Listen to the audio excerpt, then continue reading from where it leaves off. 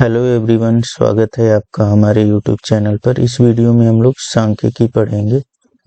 इससे पहले मैं कुछ और चैप्टरों का मैराथन वीडियो बना चुका हूं, जैसे ट्रिग्नोमेट्री, मेंसुरेशन और प्रोबेबिलिटी।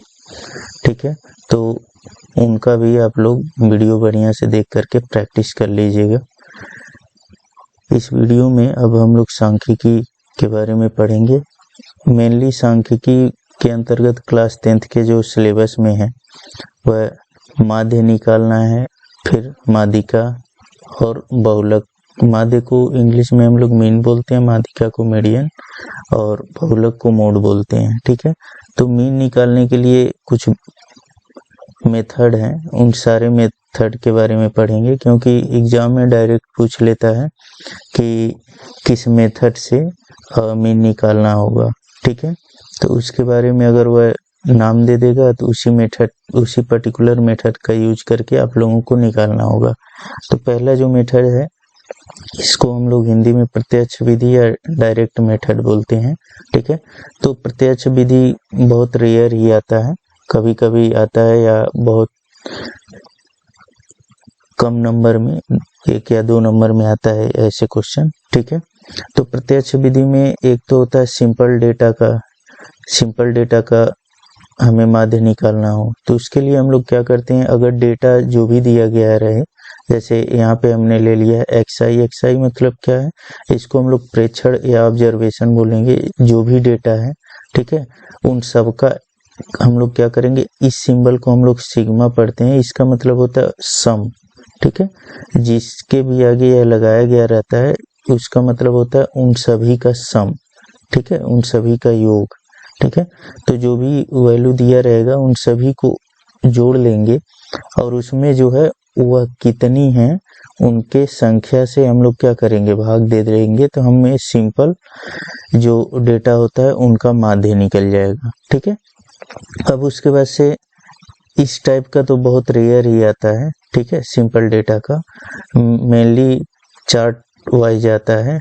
ठीक है, तो उनका हम लोग निकालना सीखेंगे। उसमें क्या होता है कि जैसे कुछ प्रेक्षण दिया रहता है और उसकी फ्रीक्वेंसी दी रहती है, उनकी बारंबारता दी गई रहती है, तो उन दोनों का क्या करते हैं हम लोग आपस में मल्टीप्लाई कर लेते हैं, गुणा कर लेते हैं, फिर उनको ऐड करके, ठीक है, फिर उनको ऐड करके क्या करते हैं, टोटल बारंबारता से हम लोग उसमें भाग दे देते हैं, तो हमें क्या मिल जाता है, माध्य मिल जाता है। ठीक है, तो ये फार्मूले हैं, इनको आप लोग ध्यान से देख लीजिए एक बार। इन्हीं का यूज करके हम लोग प्रत्यक्ष विधि से मीन निकालना सीखेंगे। ठीक है, इनके अलावा जो भी विधि है मीन तो निकलेगा उनसे भी और इससे भी। ठीक है, लेकिन वह जो विधियां हैं वह थोड़ा बड़े अगर डेटा हो तो उनके लिए उनका इस्तेमाल किया जाता है। बड़े डेटा का मतलब क्या, जब कैलकुलेशन थोड़ा सा जटिल हो तो उनके लिए उसका इस्तेमाल करने से डेटा थोड़ा छोटा हो जाता है, जैसे आसानी से वैल्यू निकाला जा सकता है। ठीक है, तो चलिए इसको हम लोग देखते हैं। अब एक आध दो एग्जाम्पल लेकर के हम लोग हर एक टाइप का एग्जाम्पल के साथ तो उसको सीखेंगे, उसके बाद से कुछ और क्वेश्चनों का अलग से प्रैक्टिस करेंगे। चलिए क्वेश्चन हम लोग देखते हैं। जैसे यहाँ पे क्वेश्चन नंबर 1 है, इसमें पार्ट ए है।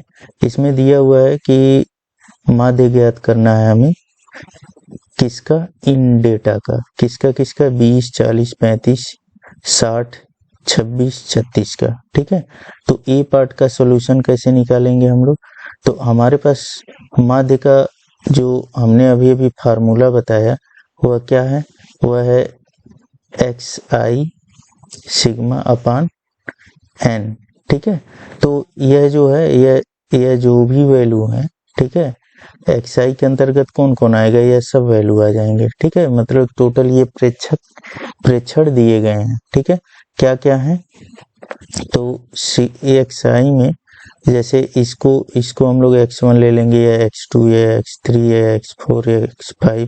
ठीक है, तो xi में क्या आ जाएगा, xi में आएगा x1 plus x2 plus x4। ठीक है, इसी का सिग्मा हम लोग कर लेंगे x3 x4, या टोटल कितना है, 1 2 3 4 5 6। ठीक है, ऐसे करके x5 x6। ठीक है, तो इन्हीं टोटल का सम होता है xi। ठीक है, मतलब 20 plus 40 plus 35 plus 60 plus 26 plus 36। ठीक है, इन सब का अगर हम लोग सम ले लें तो कितना हो जाएगा, 6 6 12, 5 17 को 7 और 3 2 5, 6 5 11, 3 14, 4 18, 2 20, 1 21। ठीक है, 217 होगा।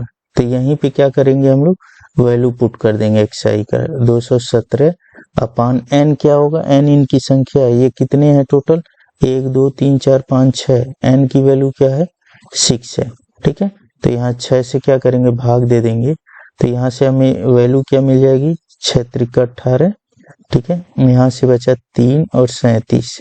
ठीक है, 6 6 36.1 और यहाँ से 1 बचा तो 6 कम 6।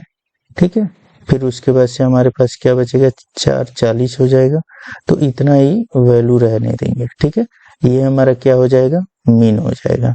ठीक है, यह किस टाइप के डेटा का है, सिंपल डेटा का। सिंपल डेटा अगर ऐसे करके दिया रहे केवल, तो इनका हम लोग क्या करते हैं, टोटल का सम ले लेते हैं अपान उनकी संख्या से डिवाइड कर देते हैं। n क्या है, उनकी संख्या, और xi क्या है, xi उनकी प्रत्येक की वैल्यू है। ठीक है, यह सिग्मा xi हम लोग कैलकुलेट कर लेंगे। सिग्मा का मतलब होता है ऐड करना या जोड़ना। अब उसके बाद इसी में यह फ्रीक्वेंसी टाइप का हम लोग देखेंगे। यह क्वेश्चन नंबर बी है कि प्राप्तांक दिया हुआ है और यह फ्रीक्वेंसी दिया हुआ है। इसका मतलब क्या होता है कि जैसे ये विद्यार्थियों की संख्या है, इसका मतलब ये होगा। अब हम लोग अगला क्वेश्चन देखेंगे, इसको मैं रब कर दे रहा हूं।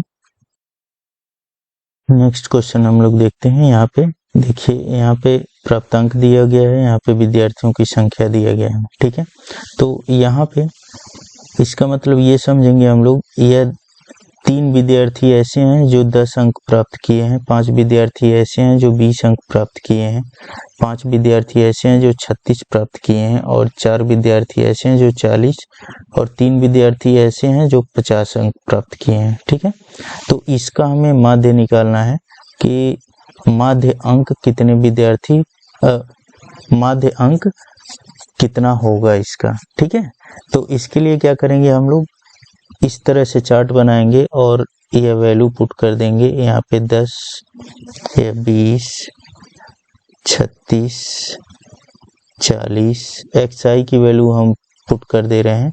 fi क्या है, फ्रीक्वेंसी है, xi क्या है, प्राप्तांक है। यह बारंबारता है कि 10 अंक जो है 3 विद्यार्थी प्राप्त किए हैं। ठीक है, तो यह बारंबारता इसको बोलते हैं, फ्रीक्वेंसी बोलते हैं।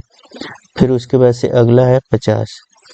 फ्रीक्वेंसी क्या क्या है, इसका 3 है या 5 है या 5 है या 4 है या 3 है। ठीक है, अब यहाँ से हमें क्या करना है, हमें मालूम है ऐसे डेटा का हम लोग मीन कैसे निकालते हैं, fi xi सिग्मा और सिग्मा fi। ठीक है, इसका मतलब ये होता है कि इन दोनों का मल्टीप्लाई करके xi और fi का मल्टीप्लाई करके उनका सम निकालें, और fi का सम, इसका सम। ठीक है, इसका सम सिग्मा fi। ठीक है, इस टोटल का सम जो है, इस टोटल का सम कितना होगा, 5 3 8। ठीक है, 5 3 8, 5 13, 4 17, 3 20 हो जाएगा। ठीक है, अब इसको हम लोग कैलकुलेट करते हैं, या इसका मतलब क्या है, इन दोनों का मल्टीप्लाई कर दें। ठीक है, तो 10 और 3 का मल्टीप्लाई कितना होगा, 30। ऐसे ही 20 और 5 का मल्टीप्लाई 100, 36 और 5 का, तो 5 6 के 30, 5 15, 3 18, फिर इसका 4 चौका 16, फिर यहाँ पे 150। ठीक है, इस टोटल का अगर हम लोग सम निकालें तो यहाँ पे हो जाएगा, यह क्या वैल्यू देगा, यह सिग्मा xi fi कर लें या fi xi कर लें। ठीक है, चीज एक ही है। ठीक है, सिग्मा fi xi कर लें या xi fi कर लें। ठीक है, एक ही चीज है ये। यहाँ से क्या हो जाएगा, यह इधर 0 हो जाएगा, फिर 3 8 3 13, 6 19, 5 24 को 4। ठीक है, 24 को 4 हो जाएगा, और यहाँ पे 1 या 4 2 6 मतलब 640। यहाँ पे यह कितना हो जाएगा 640 अपान टोटल कितना है, यह फ्रीक्वेंसी 20 है। ठीक है, यहाँ से यह अगर कट करें हम लोग तो यह कितने टाइम जाएगा 32 टाइम। ठीक है, तो जो इसका मीन होगा या माध्य होगा वह कितना हो जाएगा 32। ठीक है, तो यहाँ पे आराम से आप लोग एक चीज याद रखिएगा कि जो हमारा फार्मूला होता है सिग्मा एफ आई एक्स आई अपन सिग्मा एफ आई, क्वेश्चन में यह डिफाइन नहीं करता है कि किसको एक्स आई लें किसको एफ आई लें।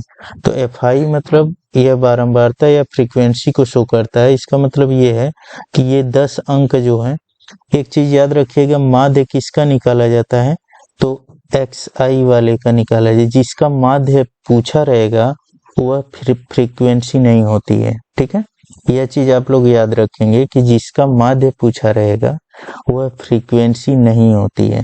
जैसे यहाँ पे जो है किसका हम माध्य निकाले हैं तो यह प्राप्तांक का माध्य निकाले हैं। ठीक है, प्राप्तांक का माध्य। कुछ हमेशा एक ही चीज का कंफ्यूजन होता है कि हम एक्स आई और एफ आई किसको माने।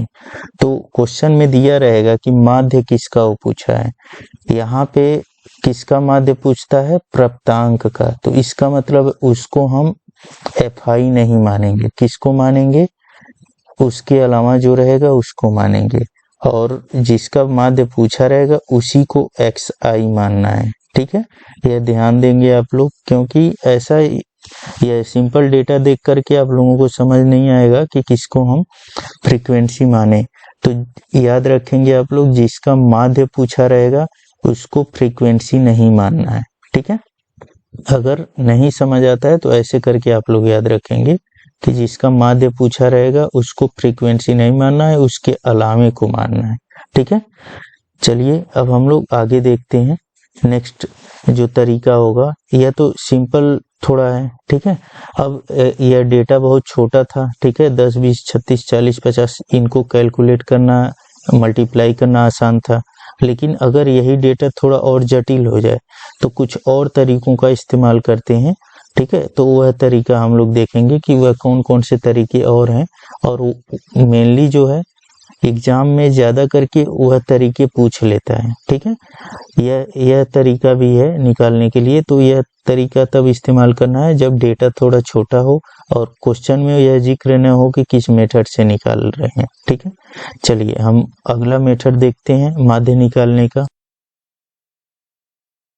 अगला विधि है कल्पित माध्य विधि। इसको इंग्लिश में एज्यूम्ड मीन मेथड बोलते हैं। एज्यूम्ड मीन, इसका यहीं से मीनिंग समझ आ जाता है कि हम लोग क्या करते हैं, जो भी एक्स आई दिया रहेगा, ठीक है, जिसका भी माध्य पूछा रहता है उसमें से कोई बीच का वैल्यू जो है उसको क्या करते हैं हम लोग ए मान लेते हैं। ठीक है, जिसका भी माध्य पूछा रहेगा, डेटा दिया रहेगा, उसमें से किसी बीच के वैल्यू को हम लोग ए मान लेते हैं। ठीक है, यह विधि कब यूज करते हैं, जब डेटा बहुत जटिल हो, बहुत थोड़ा कठिन हो, या फिर क्वेश्चन में बोला गया हो कि कल्पित माध्य विधि का यूज करें।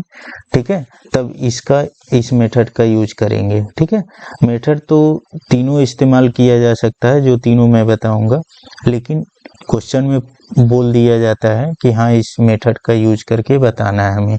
ठीक है, तो यहाँ पे क्या करना है कि हम लोग क्या करेंगे, जो भी जिस वैल्यू का भी माध्य पूछा रहेगा उस डेटा में से किसी एक को हम लोग क्या करेंगे ए मान लेंगे। ठीक है, और उससे क्या करेंगे हम लोग डी आई निकालेंगे। डी आई निकालने के लिए क्या करना है, जो भी एक्स आई है उसी में से ए को घटा लेना है। ठीक है, उसके बाद से क्या करना है, जो भी डी आई रहेगा उसका फ्रीक्वेंसी से मल्टीप्लाई करके और उस टोटल का सम हम लोग निकाल देंगे तो हमें ये चीज मिल जाएगा। ठीक है, और फ्रीक्वेंसी का सम एफ आई मिल जाएगा। फिर हम लोग क्या करेंगे, यहाँ पे वैल्यू पुट कर देंगे इस फार्मूले में। यह फार्मूला क्या है, A plus sigma F I D I upon sigma F I. ठीक है, चलिए अब हम लोग इसी पे बेसिस कुछ क्वेश्चन देखते हैं। ठीक है, वहां से हमारा प्रैक्टिस भी हो जाएगा और समझ भी आ जाएगा कि ये टर्म्स क्या हैं। ठीक है, चलिए क्वेश्चन लेते हैं। चलिए क्वेश्चन लेते हैं। यहाँ पे क्वेश्चन दिया हुआ है, इसमें विकटों का माध्य निकालना है हमें। ठीक है, तो यहाँ पे दिया हुआ है विकटों की संख्या और यहाँ पे गेंदबाजों की संख्या दी गई है। तो इसमें से xi किसको मानना है, fi किसको मानना है, ठीक है। तो जिसका माध्य हम लोगों को निकालना होता है उसी को xi हम लोग मानेंगे, ठीक है। यह आप लोग ध्यान देंगे कि जिसका माध्य निकालना होगा उसी को क्या करना है, xi मानना है, ठीक है। तो यहाँ पे हम ले लिए अब xi और यहाँ पे हम ले लिए fi, ठीक है। यह आप लोग ध्यान देंगे कि एग्जाम में ऐसे क्वेश्चनों में थोड़ा सा ये प्रॉब्लम हो जाती है बच्चों को समझने में कि xi किसको मानना है और fi किसको मानना है। तो वहाँ पे आप लोग ध्यान देंगे जिसका माध्य निकालना होता है उसी का हम लोग xi मानते हैं उसी को। जैसे यहाँ विकटों का माध्य निकालना है तो विकटों की संख्या को हम लोग xi मानेंगे, उसके अलावा जो रहेगा उसको हम लोग fi मान लेंगे, वह बारंबारता देगा, ठीक है। यहाँ पे हमने एक चार्ट बना लिया इस तरह से। तो यहाँ पे वैल्यू पुट कर दीजिए 40, 50, 30, 20, 15 फिर 25, ठीक है। ये हमने वैल्यू पुट, इसकी बारंबारता कितनी है, तो यह है 8, यह 2 है, 7 है, यह 3 है, यह 6 है, यह 4। इसका मतलब ये है कि 8 प्लेयर ऐसे हैं, 8 गेंदबाज ऐसे हैं जो 40 विकेट लिए हैं, 2 गेंदबाज ऐसे हैं जो 50 विकेट लिए हैं, 7 गेंदबाज ऐसे हैं जो 30 विकेट लिए हैं, ठीक है। तो हमें क्या करना है, यह निकालना है कि माध्य विकेट कितना होगा, ठीक है। तो यहाँ से हमने क्या बताया है कि जब भी वैल्यू थोड़ा सा बड़ी हो, ठीक है, यहाँ पे देखिए थोड़ा सा बड़ा वैल्यू है, ठीक है, या ये तो थोड़ा आसान है लेकिन एग्जाम में थोड़ा सा टफ वैल्यू देगा, अभी वो भी हम लोग लेंगे। पहले मैं इस चीज को सिखा दूं टोटल कि कैसे हम लोगों को करना है। तो ऐसे केस में हम लोग क्या करते हैं, बिल्कुल बीच का कोई वैल्यू सेलेक्ट कर लेते हैं जिससे हमें क्या हो, कैलकुलेशन में आसानी होती है। इसमें एकदम बीच में वैल्यू कौन सी आएगी, यहाँ पे मैक्सिमम वैल्यू 50 है और मिनिमम वैल्यू 15 है। तो इनके बीच में एक वैल्यू यह 30 है जो इसके लगभग बीच में रहेगी, एकदम बीच में नहीं, कोई दिक्कत नहीं है, लगभग बीच में ले लेना है, ठीक है। इसको हमने क्या मान लिया, ए मान लिया, ठीक है, लगभग बीच में ले लेना है, उसको हमने क्या किया, ए मान लिया। अब उसके बाद से क्या करेंगे, डी हम लोग निकालेंगे। डी क्या होगा, मतलब डेविएशन है यह, किसके रिस्पेक्ट में, तो ए के रिस्पेक्ट में, यह होगा xi माइनस ए, ठीक है। तो ए को क्या करना है, घटा लेना है, किस में से, xi में से। ए की वैल्यू है 30, इसमें जब 40 में से घटेगा तो कितना यह बचेगा, यह बच जाएगा 10, ठीक है। फिर उसके बाद से इसी ए को किस में से, इसमें से घटाएंगे हम लोग, तो 50 में से जब 30 घटेगा तो कितना बचेगा, 20। जब इसमें से घटेगा तो यह हो जाएगा 0, जब इसमें से घटेगा तो कितना हो जाएगा, -10, जब इसमें से घटेगा तो कितना हो जाएगा, -15, ठीक है। नेक्स्ट 25 में से घटेगा तो -5, ठीक है। अब उसके बाद से हम लोग क्या करेंगे, डी fi डी निकाल लेंगे, fi इंटू डी, ठीक है, मतलब इसका गुणा कर लेंगे इसके साथ, ठीक है। यह कितना हो जाएगा, fi और डी का जो मल्टीप्लाई करेंगे इसका और इसका, तो कितना हो जाएगा, यह हो जाएगा 80, और यह 2 का 20 में जब गुणा करेंगे तो कितना होगा, 40। यहाँ पे यह 7 है, जब इसका गुणा करेंगे तो यह आएगा 0, जब इसका गुणा करेंगे इसके साथ तो यह कितना आएगा, -30, जब इसका गुणा इसके साथ करेंगे तो कितना आएगा, यह आएगा माइनस, यहाँ पे 15 है यह, तो 15 90, 15 छके 90। फिर इसका जब गुणा करेंगे इसके साथ तो माइनस आएगा, माइनस कितना आ जाएगा, 20, ठीक है। अब उसके बाद से यहाँ से हम लोग सिग्मा fi निकाले रहेंगे। सिग्मा fi का मतलब होता है कि उसका सम टोटल का, तो इसका अगर सम हम लोग करें तो 8 2 10, 17 3 20, 6 26, 4 30, ठीक है। और इसका अगर हम लोग सम निकालें तो यह कितना हो गया, यह 120 हो गया, और यह ऋण है, ऋण 120, ठीक है, यह खत्म हो गया। यहाँ पे कितना बचा, -20 बच गया। यह किसकी वैल्यू है, यह सिग्मा FI/DI की है। ठीक है, सिग्मा FI/DI की जो वैल्यू है वह कितना आ गई, वह -20 आ गया। ठीक है, यह वैल्यू निगेटिव हो सकती है तो उससे घबराना नहीं है। हमें क्या करना, सिंपली फार्मूले में वैल्यू रख देना है। तो यहाँ से हम लोग x बार निकालेंगे, यह क्या हो जाएगा, a plus sigma FI/DI upon sigma FI। ठीक है, तो अब यहाँ पे वैल्यू पुट कर देना। a हमने किसको लिया था, a की वैल्यू हमने 30 ले रखी थी, प्लस यहाँ पे FI/DI की वैल्यू माइनस में है तो माइनस में ही रखेंगे। ठीक है, उससे अलग नहीं रखना है, -20, और यहाँ पे FI की वैल्यू है 30। ठीक है, मैंने माइनस में जानबूझ के ऐसा डेटा सेट किया कि माइनस में आए, क्योंकि माइनस आ जाता है तो कुछ स्टूडेंट घबरा जाते हैं कि माइनस कैसे आ गया। तो ऐसा टेंशन नहीं लेना है, यह हो सकता है, वैल्यू मिल सकती है उतनी। ठीक है, अब उसके बाद से यहाँ से क्या आ जाएगा, 30, या 0 0 कैंसिल हो जाएगा, या माइनस का यहाँ पे मल्टीप्लाई होगा तो यह -2/3 हो जाएगा। फिर इसको थोड़ा सा और सॉल्व कर लेंगे यहाँ पे, तो यहाँ पे कितना हो जाएगा, 90 - 2/3, या यहाँ पे हो जाएगा कितना, 88/3। ठीक है, यहाँ पे हमने क्या किया, थोड़ा सा इसको सॉल्व कर लिया। अब इसको थोड़ा सा और कैलकुलेट कर लेंगे तो 3 × 6 = 18, 2 = 28, 3 × 9 = 27, 0.110, 3 × 3 = 9, इतना इसकी वैल्यू हो जाएगी। ठीक है, सिंपली इसमें कुछ करना नहीं है, जिसका माध्य निकालना है या जिसका मीन निकालना है, उसी में से जो मध्य का वैल्यू होगा उसी को क्या करना है हमें, 1 मिनट, थोड़ा ये आ जाएगा, 3 दूना होगा ना, ये 3 दूना होगा।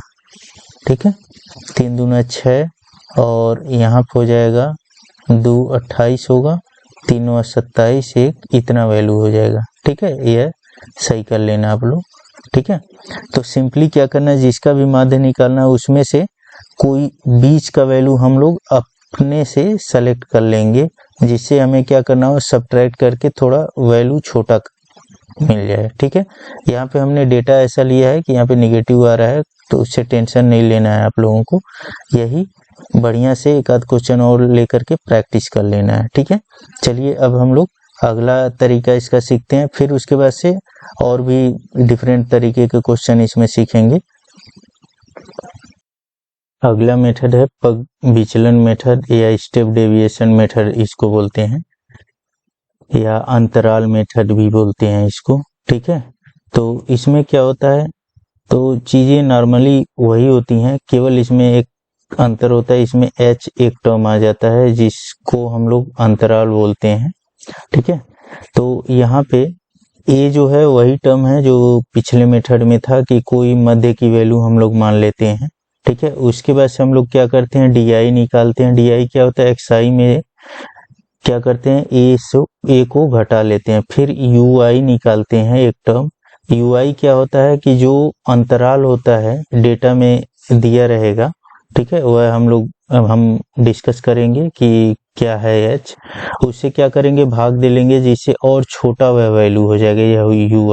ठीक है, फिर fi और ui का हम लोग क्या करेंगे, मल्टीप्लाई कर लेंगे, फिर उसके बाद से क्या करेंगे, सिंपली इस फार्मूले में वैल्यू सबका पुट कर देंगे, हमें क्या मिल जाएगा, माध्य मिल जाएगा। ठीक है, चलिए अब इसको एक क्वेश्चन लेकर के प्रैक्टिस करते हैं कि कैसे यह विधि यूज करेंगे। ठीक है, क्वेश्चन दिया है कि निम्नलिखित सारणी में किसी मोहल्ले के 25 परिवारों में भोजन पर हुए दैनिक व्यय को दर्शाती है। यह सारणी जो है किसी मोहल्ले में 25 परिवारों के दैनिक व्यय को दर्शाती है।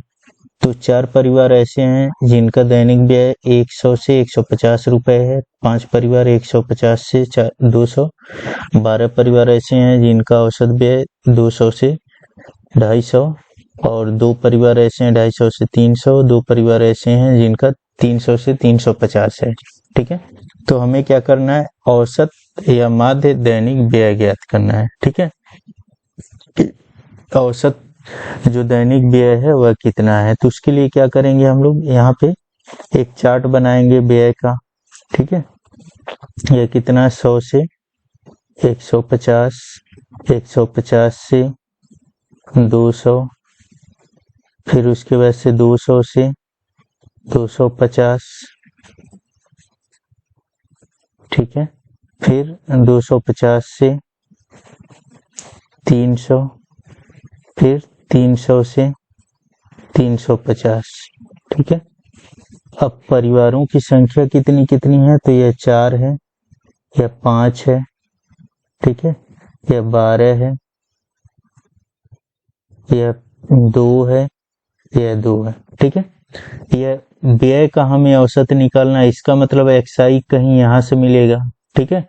अगर यह सिंपल टर्म होता 100, 150, 200, 250, 300, तो इसी को एक्सआई हम लोग मान लेते, लेकिन यह क्या है, यह दिया हुआ है, अंतराल दिया हुआ है, ठीक है।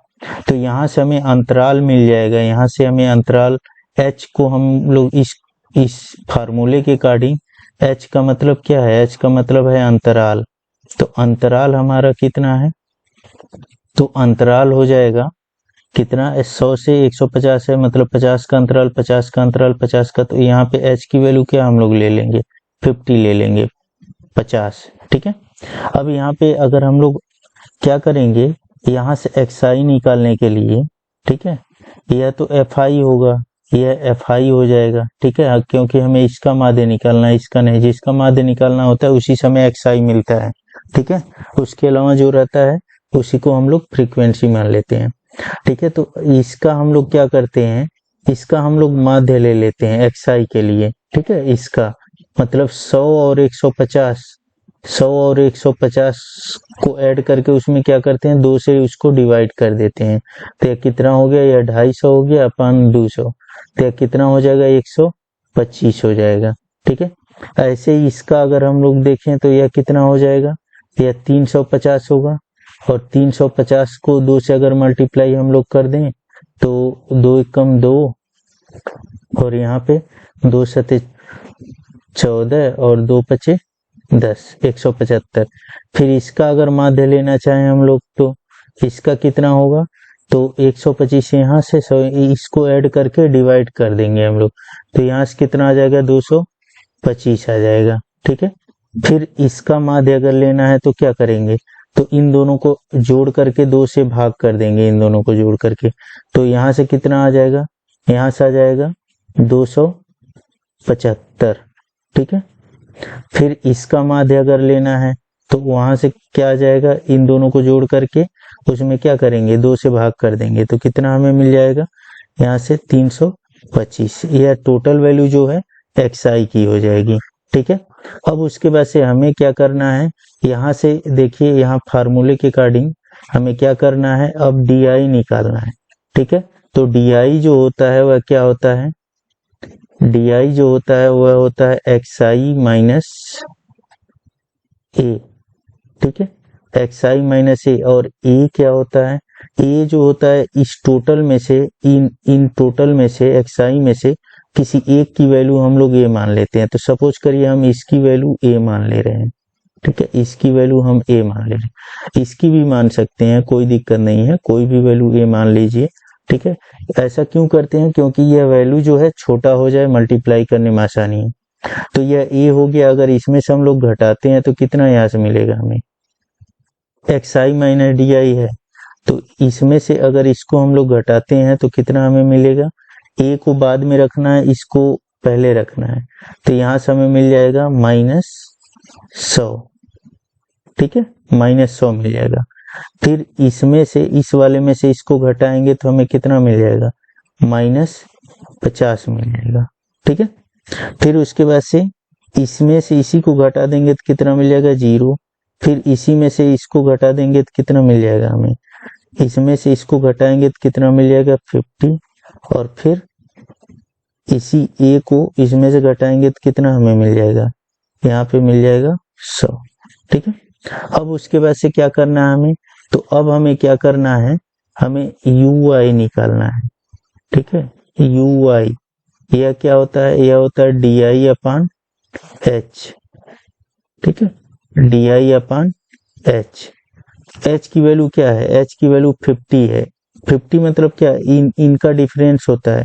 देख लीजिए समय अंतराल क्या है, 50 का है, समय गैप जो है 50 का है, इन सब में गैप जो है 50 का है, तो वही H होगा। तो H से हम लोग क्या करेंगे, इस DI में भाग दे देंगे, मतलब 100 में अगर 50 से भाग हम लोग दें तो कितना मिलेगा, -2। यहाँ पे 50 से भाग देंगे तो 1, यहाँ पे 0, यहाँ पे 1, यहाँ पे 2। ठीक है, यह वैल्यू मिल जाएगा।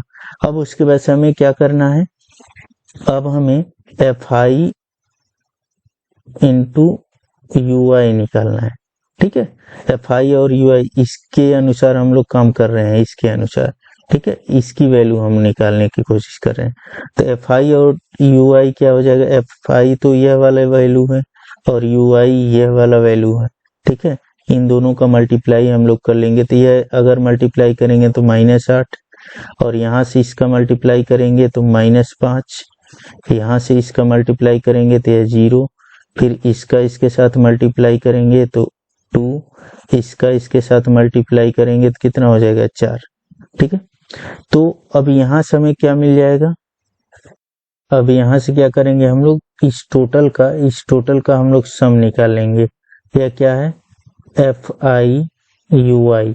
ठीक है, यह कितना होगा अगर हम लोग जोड़े तो यह -13 हो गया यह, और यह 6 खत्म हो जाएगा तो कितना बचेगा, यह -7 हो जाएगा। ठीक है, -7। और यहाँ से FI की वैल्यू क्या है, सिग्मा FI, तो यह अगर हम लोग जोड़ें तो यह 9 और 12 9 21, यह 25 हो जाएगा। ठीक है, अब हमें लगभग सभी वैल्यू मिल गया है, तो हम लोग फार्मूले में वैल्यू पुट कर देंगे। x बार इक्वल टू क्या होता है, A plus H sigma FI, ठीक है, UI अपान सिग्मा FI। ठीक है, तो यहाँ पे A की वैल्यू कितना है, A की वैल्यू हमने क्या ले रखा है, A की वैल्यू हमने ले रखा है 225। ठीक है, A की वैल्यू हमने ले रखा है 225, ये अपनी इच्छा से लेना है। ठीक है, बीच की वैल्यू लेना है। A की वैल्यू हमने क्या ले रखा है 225, प्लस H की वैल्यू हमने ले रखा है 50, मतलब अंतराल 50 है, और ये FI UI कितना आ रहा है, यह आ रहा है -7। ठीक है, और FI कितना आ रहा है, यह आ रहा है 25। ठीक है, अब यहाँ से इसको अगर कट करें हम लोग तो 2 बार में जाएगा यह 225, और यह हो जाएगा -7 दूना 14। ठीक है, अब इसमें से घटाएंगे तो यह 1 हो जाएगा, और यहाँ पर 1 हो जाएगा, यह 211, यही क्या हो जाएगा, आंसर हो जाएगा। ठीक है, तो बहुत सिंपल है, बहुत ज़्यादा कठिन नहीं है। थोड़ा सा फार्मूले पर आप लोग ध्यान देंगे और यह चार्ट बनाना सीख लेंगे तो आराम से यह साल हो जाएगा। अब हम लोग अंतरालों का क्या, बाकी जो 2 विधियां हैं उन विधियों में अप्लाई करने की सीखेंगे कि अंतरालों पर उन दोनों विधियों का कैसे यूज करना है। ठीक है, तो अलग अलग टाइप के क्वेश्चन हम लोग देखते हैं। चलिए नेक्स्ट क्वेश्चन है, विद्यार्थियों के एक समूह द्वारा, ठीक है, अपने पर्यावरण संचेतना अभियान के अंतर्गत एक सर्वेक्षण किया गया, जिसमें उन्होंने एक मोहल्ले के 20 घरों में लगे हुए पौधों से संबंधित निम्नलिखित आंकड़े एकत्रित किए। प्रति घर माध्य पौधों की संख्या ज्ञात कीजिए। ठीक है, पौधों की संख्या का माध्य लेना है। ठीक है, अब यहाँ पे दिया हुआ है किसी भी विधि का प्रयोग करते हुए, तो यहाँ पे देखिए डेटा के अकॉर्डिंग ये बहुत छोटे छोटे डेटा हैं यह, तो हमें हमारे पास कौन सा लाभकारी विधि होगा, तो डायरेक्ट मेथड अगर यूज करें हम लोग तो यहाँ पे काफी आसानी से यह हो जाएगा। ठीक है, और जो 2 मेथड हैं, अगर थोड़ा लेंदी डेटा हो तो दूसरे वाले मेथड का यूज करेंगे। ठीक है, कौन सा, कल्पित माध्य, और ज्यादा डिफिकल्ट डेटा हो तो वहां पे क्या, पग विचलन विधि यूज करेंगे या स्टेप डेविएशन विधि। लेकिन अगर एग्जाम में दे दिया है कि स्टेप डेविएशन यूज करना है तो स्टेप डेविएशन से ही लगाना है। ठीक है, यहाँ पे देखिए पौधों की संख्या है। ठीक है, यहाँ पे पौधों की संख्या है। अभी तक हम लोग क्या डायरेक्ट अगर दिया रहता था यहाँ पे वैल्यू, इस तरह से अंतराल नहीं दिया रहता था तो उसका हम लोग सीख चुके हैं। अब अंतराल अगर दिया रहे तो उसका कैसे हम लोग डायरेक्ट मेथड और उसके बाद से कौन सा कल्पित मेथड कैसे यूज करेंगे। ठीक है, या एज्यूम्ड मीन मेथड कैसे यूज करेंगे वह सब हम लोग सीखेंगे। 0 से 2, यहाँ पर 2 से 4, यहाँ पे 4 से 6, फिर उसके बाद से 6 से 8, फिर उसके बाद से 8 से 10, फिर 10 से 12, फिर 12 से 14, फिर उसके बाद से क्या है, यह घरों की संख्या है, घरों की संख्या, ठीक है। यह कितना, 1 2 1 5 6 2 3। हमने इसी चार्ट को ऐसे करके बना लिया। अब उसके बाद इसमें xi क्या होगा, यहाँ तो अंतराल दिया है, अगर अंतराल नहीं दिया होता तो यही xi होता, क्योंकि इसी का माध्य हमें लेना है। तो अंतराल दिया हुआ है तो xi के लिए हम लोग क्या करेंगे, xi के लिए सिंपल क्या करना है, इस अपर वैल्यू और लोअर वैल्यू को दोनों को जोड़ करके 2 से डिवाइड कर देना है। 0 और 2 को अगर जोड़ो तो क्या मिलेगा हमें, 2, और उसमें 2 से भाग कर देंगे तो कितना मिलेगा हमें, 1। फिर यहाँ पे क्या होगा, 2 और 4 को जोड़ो कितना होगा, 6, और 6 में 2 से भाग कर दो तो कितना मिलेगा हमें, 3। फिर यहाँ 4 और 6 को जोड़ो कितना मिल जाएगा, 10, और 10 में 2 से भाग करो तो क्या मिलेगा, 5। फिर यहाँ पे 6 और 8 को जोड़ो 14, और 14 को 2 से भाग करो तो 7।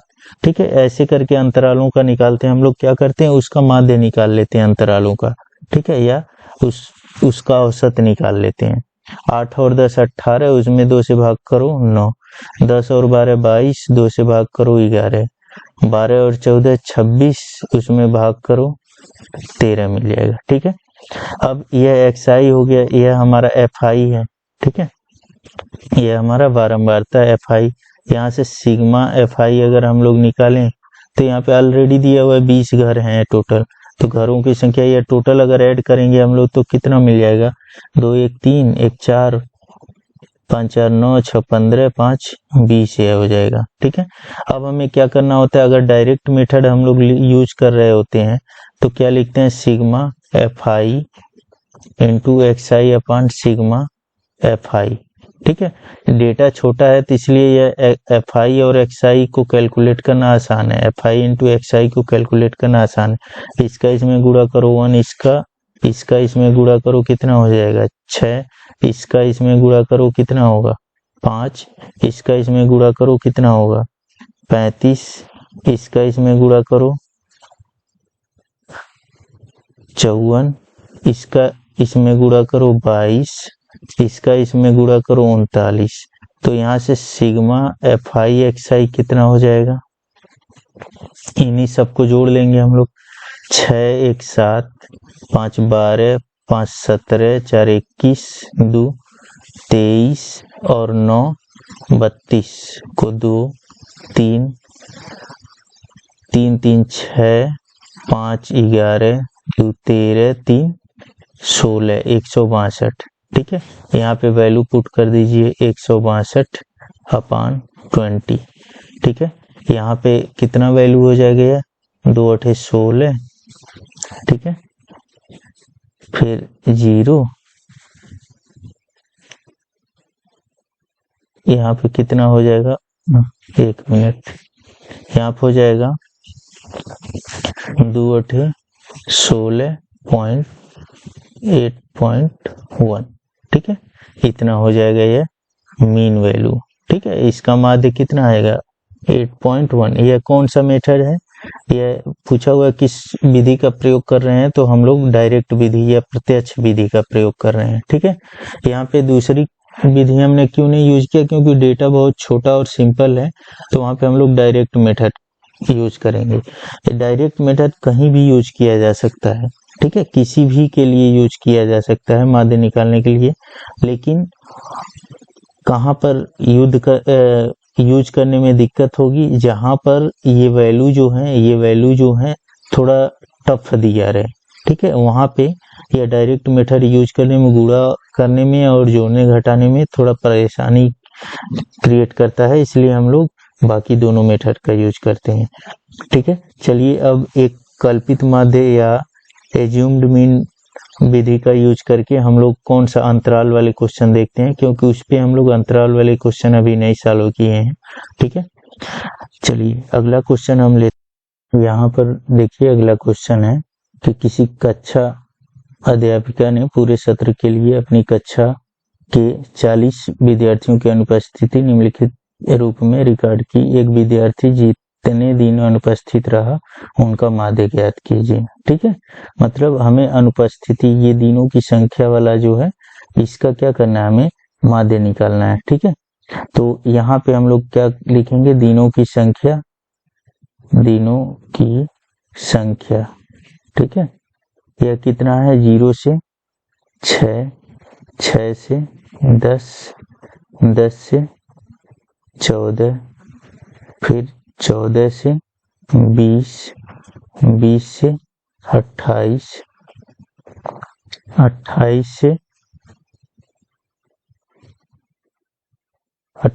से 1 मिनट, फिर 28 से कितना है 38, फिर 38 से है 40। ठीक है, अब उसके बाद से यहाँ पे स्टूडेंट कितने हैं, स्टूडेंट मतलब विद्यार्थी कितने हैं, 11, 10, 7, 4, 4, 3, 1। ठीक है, तो यहाँ पे हम लोग कौन कौन सा मेथड यूज कर सकते हैं, यहाँ पे हम लोग प्रत्यक्ष मेथड भी यूज कर सकते हैं इसको निकालने के लिए। यहाँ पे हम लोग कल्पित माध्य मेथड या एज्यूम्ड मीन मेथड भी यूज कर सकते हैं, लेकिन स्टेप डेविएशन या पग विचलन विधि नहीं यूज कर सकते। क्यों, क्योंकि यहाँ पे स्टेप जो है डिफरेंट है, 0 से 6, 6 से 10, 10 से 14। ठीक है, स्टेप जो है यहाँ 6 का गैप है, यहाँ 4 का, यहाँ पे फिर कितने का गैप है, यहाँ पे 4 का, यहाँ पे आपका 6 का, यहाँ पे 8 का गैप, यहाँ पे 10 का गैप। ठीक है, तो गैपिंग डिफरेंट है, तो इसलिए यहाँ पे स्टेप डेविएशन नहीं यूज करना है। ठीक है, हम लोग लेकिन यहाँ पे वैल्यू थोड़ी बड़ी है तो इसलिए डायरेक्ट मेथड भी यूज नहीं करेंगे। अच्छा कौन सा मेथड यहाँ पे रहेगा, एज्यूम्ड मीन मेथड। ठीक है, कल्पित माध्य मेथड ज्यादा उपयुक्त रहेगा।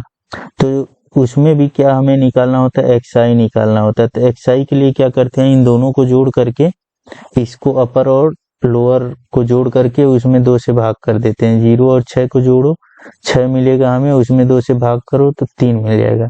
ऐसे इसको अगर हम लोग जोड़ें तो कितना मिलेगा, 16 मिल जाएगा। 6 और 10 16, उसमें 2 से भाग कर दो तो 8 मिल जाएगा। फिर यहाँ 10 और 14 को जोड़ेंगे 24, उसमें 2 से भाग करेंगे 12 मिल जाएगा। फिर यहाँ पे कितना हो जाएगा, यह 14 और 20 34, तो यह 17 हो जाएगा आधा उसका। 20 और 28 48, तो भाग कर देंगे 2 से तो 24 हो जाएगा। ऐसे ही यहाँ पे कितना हो जाएगा, यहाँ पे हो जाएगा 8 8 16। ठीक है, और 3 2 5 1 6 66, तो यह कितना हो जाएगा 33। ठीक है, फिर यहाँ पे यह कितना होगा, यह 78 हो जाएगा। ठीक है, यह 78 हो जाएगा। तो यहाँ पे अगर आधा करेंगे तो कितना हो जाएगा, इसका 20, इसका 19 39, इसका 20, इसका 19 39 हो जाएगा। ठीक है, अब उसके बाद से यह हमारा FI होगा, यह FI होगा फ्रीक्वेंसी। ठीक है, अब हम लोग एज्यूम्ड माध्य विधि अगर यूज कर रहे हैं तो उसका फार्मूला क्या होता है, उसका फार्मूला होता है x bar equal to a plus sigma FI DI upon sigma FI। और DI क्या होता है, DI होता है XI माइनस A, यह वैल्यू होता है। ठीक है, तो यही हम लोग कैलकुलेट करेंगे। अब हमें क्या करना है, कोई एक वैल्यू x में से, इसमें से नहीं मानना होता है, f वाले में से नहीं, जिसका माध्य निकालना है उसी में से a हम लोग लेंगे। ठीक है, तो a कौन सी वैल्यू, यहाँ पे 39 है, यहाँ पे 3 है, तो अच्छा कौन सा मिलेगा हमें, अच्छा वैल्यू कौन सा रहेगा, ये वाला रहेगा। ठीक है, कोई भी वैल्यू 24 को भी मान सकते हैं हम लोग, 17 को भी मान सकते हैं, कोई दिक्कत नहीं है। ठीक है, कोई भी वैल्यू एक क्या करना है, हमें बीच का कोई भी वैल्यू a मान लेना है। तो सपोज करिए हमने a 17 को मान लिया। अब हमें क्या निकालना है, DI निकालना है। ठीक है, DI क्या होगा, XI माइनस A। ठीक है, तो अब इसमें से इसको अगर हम घटाते हैं तो यहाँ पे कितना मिलेगा, 14। इसमें से इसको घटाते हैं इसको तो कितना मिलेगा, -9। इसको घटाते हैं तो कितना मिलेगा, -5। यहाँ पे हो जाएगा 0। यहाँ पर अगर घटाते हैं तो 7, यहाँ पर अगर घटाते हैं तो 16, ठीक है। फिर यहाँ पर अगर घटाते हैं तो 17 दूना 34 और 5 22, ठीक है, इतना हो जाएगा। अब हमें क्या करना होता है, अब हम लोग simply FI into DI calculate करते हैं। FI इंटू DI मतलब यह फ्रीक्वेंसी का इससे गुणा कर लेते हैं।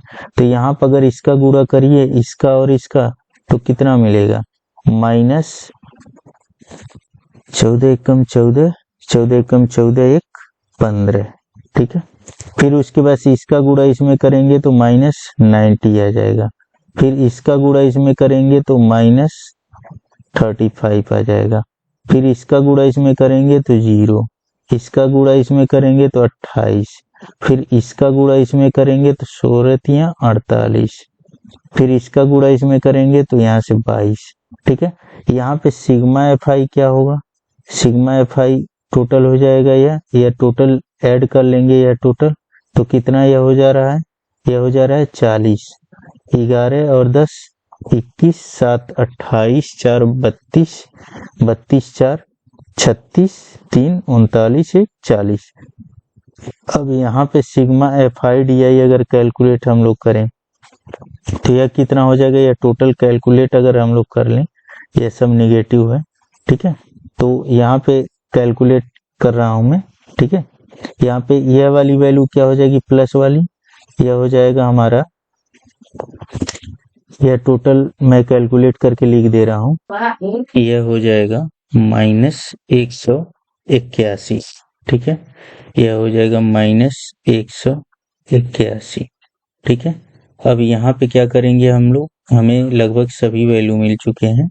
तो x bar equal to a की वैल्यू कितनी है, a की वैल्यू है 17 हमने ले रखा है, ठीक है, 17, ठीक है, प्लस FI DI की वैल्यू कितनी है, -181 है, ठीक है, सिग्मा FI DI की, और सिग्मा FI की वैल्यू है 40, ठीक है। तो यहाँ से हमारे जो वैल्यू हो जाएगा वह कितना हो जाएगा, यहाँ से यह हो जाएगा, इसको कैलकुलेट करेंगे तो -4.525, ठीक है। फिर उसके बाद से इसको क्या करेंगे हम लोग, 17 में से सब्ट्रैक्ट कर लेंगे तो वैल्यू हो जाएगा 12.475, ठीक है, ये आंसर हो जाएगा। तो दशमलव कितना अंक तक नहीं, केवल 1 अंक तक आप लोग कैलकुलेट करिएगा, ठीक है। तो यहाँ पे थोड़ा सा यह जो डेटा था, यह डेटा थोड़ा सा टफ था, तो इसलिए इस मेथड का यूज कर लिया। इसको हम लोग स्टेप डेविएशन मेथड से नहीं करेंगे। यहाँ पे अगर अंतराल ठीक रहता, सेम रहता, तो इसको स्टेप डेविएशन मेथड से भी किया जा सकता था, ठीक है। तो ऐसे करके आप लोग एक आध बार और इन सारे मेथडों को देख लीजिएगा, ठीक है, और इस पे बढ़िया से प्रैक्टिस कर लीजिएगा। मैं श्योर हूँ कि आप लोगों को ये चीजें समझ आ गई होंगी कि कहाँ पे किस तरीके का इस्तेमाल करना है। अगर सिंपल डेटा है तो इसमें डायरेक्ट मेथड का यूज करेंगे, थोड़ा सा टफ डेटा है तो उसके लिए कौन सा मेथड यूज करेंगे, कल्पित माध्य विधि, और ज्यादा टफ डेटा है तो वहाँ पे पग विचलन विधि या स्टेप डेविएशन विधि। लेकिन स्टेप डेविएशन के लिए यह भी ध्यान देना होगा कि यह जो डेविएशन है, यह जो अंतराल है वह बराबर होना चाहिए, तभी h का हम लोग एक कॉमन वैल्यू प्राप्त कर सकते हैं, ठीक है। तो इन्हीं सब चीजों का यूज करते हुए इन क्वेश्चनों को बढ़िया से प्रैक्टिस कर लेना है, ठीक है। अब हम लोग आगे बहुलक मोड या मीडियन वगैरह को देखेंगे कि उसको कैसे कैलकुलेट करना है, कैसे उसको हम लोग निकालेंगे, ठीक है। इस पे बढ़िया से प्रैक्टिस कर लीजिएगा। हम आगे जब सारे चैप्टर का मैराथन हम कंप्लीट कर लेंगे तो 1-2-3 प्रैक्टिस सेशन भी लाएंगे जिसमें डिफरेंट टाइप के क्वेश्चन हम लोग प्रैक्टिस करेंगे, सारे चैप्टरों का मिक्स क्वेश्चन, ठीक है। चलिए अब हम लोग अगला टॉपिक पढ़ते हैं। अब हम लोग बहुलक देखेंगे। बहुलक को इंग्लिश में हम लोग मोड बोलते हैं, ठीक है। तो अगर नॉर्मल डेटा रहता है, मतलब सामान्य डाटा रहता है, तो उसमें बहुलक क्या होता है, तो जो सबसे अधिक बार आया रहता है उसी को हम लोग बहुलक बोल देते हैं, ठीक है। जो संख्या सबसे अधिक बार आया रहता है उसी को हम लोग क्या बोल देते हैं, बहुलक। जैसे देखिए, अगर ऐसा करके दिया रहे ऐसा करके कुछ डेटा दिया रहे, ठीक है, ऐसा डेटा दिया रहे अगर, ठीक है, ऐसा करके, ठीक है, तो इसमें बहुलक क्या होगा, तो सबसे अधिक बार कौन आया है, सबसे अधिक बार यह 20 आया हुआ है, ठीक है, नॉर्मल डेटा है तो सबसे अधिक बार कौन आया है, इसमें 20 आया है, ठीक है, 18 दो बार आया है, तो इसलिए इसमें बहुलक क्या हो जाएगा, मतलब मोड क्या हो जाएगा ऐसे डेटा का, तो इसका मोड हो जाएगा 20, ठीक है। नॉर्मल अगर डेटा दिया रहता है इस टाइप का, इसमें अगर बहुलक पूछ रहा है तो इसका बहुलक क्या हो जाएगा, जो सबसे अधिक बार आया रहता है वही बहुलक हो जाता है, ठीक है। लेकिन अगर वर्गीकृत डेटा दिया रहे, ठीक है, तो उसका बहुलक हम लोग कैसे निकालते हैं, तो इसके लिए ये हमारे पास फार्मूला है, तो इसी फार्मूले का यूज करके हम लोग क्या करते हैं, उसका वैल्यू निकालते हैं, इसको हम रब कर दे रहे हैं, ठीक है। तो इस फार्मूले को पहले एक बार हम लोग समझ लेंगे, फिर उसके बाद इसका यूज करना सीखेंगे कि कैसे इसका क्वेश्चन में यूज करना है, ठीक है। देखिए यहाँ पे फार्मूला है L plus H into F1 minus F0 या F0 अपान 2 into F1 minus F0 minus F2, ठीक है। अब यहाँ पे यह L क्या है, यह H क्या है, यह F1 F0 F1 F0 F2 यह क्या है, ठीक है। तो इसमें जो है हम लोग जो भी डेटा दिया रहेगा, जो भी वर्गीकृत डेटा दिया रहेगा, उसमें एक बहुलक वर्ग चूज करते हैं। बहुलक वर्ग क्या रहता है कि ऐसा वर्ग जिसकी फ्रीक्वेंसी बारंबारता सबसे अधिक हो, ठीक है, उसको हम लोग बहुलक वर्ग बोलते हैं, ठीक है।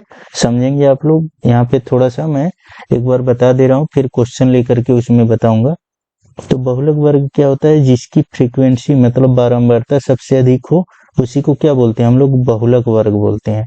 अब L क्या होता है, तो बहुलक वर्ग जो होता है उसमें अंतराल होता है, जैसे ऐसे करके दिया रहता है 20 से 30, ठीक है, ऐसे करके अंतराल दिया रहता है, फ्रीक्वेंसी अंतराल ऐसे करके दिया रहता है। तो बहुलक वर्ग जो होगा उसकी निम्न सीमा, मतलब जो बहुलक वर्ग होगा उसमें जो निम्न सीमा कौन है, यह 20 है, ठीक है, यह अधिकतम सीमा है या निम्न सीमा है, अगर 20 से 30 दिया हुआ तो L की वैल्यू यह निम्न सीमा हो जाएगी। वर्ग अंतराल क्या होगा, तो जैसे यह दिया हुआ है, आगे दिया रहे 40 से 50, ठीक है, तो वर्ग अंतराल कितने का हो रहा है, यहाँ 10 का, यहाँ 10 का, मतलब वर्ग अंतराल क्या हो जाएगा, 10 हो जाएगा, H की वैल्यू क्या हो जाएगी, 10।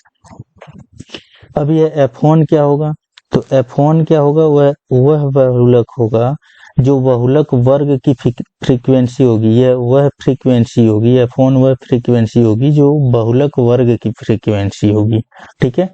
F0 क्या है, तो F1 से पहले 0 आता है, 1 से पहले 0 आता है, तो मतलब क्या, 1 जिसको मानेंगे उसी के पहले का, ठीक है, उसी के पहले की जो फ्रीक्वेंसी आई रहेगी वह है F0। 1 के बाद 2 आता है, तो यह क्या हो जाएगी, उसके बाद वाला, F1 के बाद वाला, बहुलक वर्ग के बाद वाली फ्रीक्वेंसी, ठीक है, ये टर्म होंगे इसमें, ठीक है। चलिए अब इस पे क्वेश्चन हम लोग देखते हैं कि कैसे कैसे क्वेश्चन बनते हैं और उसको कैसे फार्मूले का यूज करके हम लोग सॉल्व करते हैं।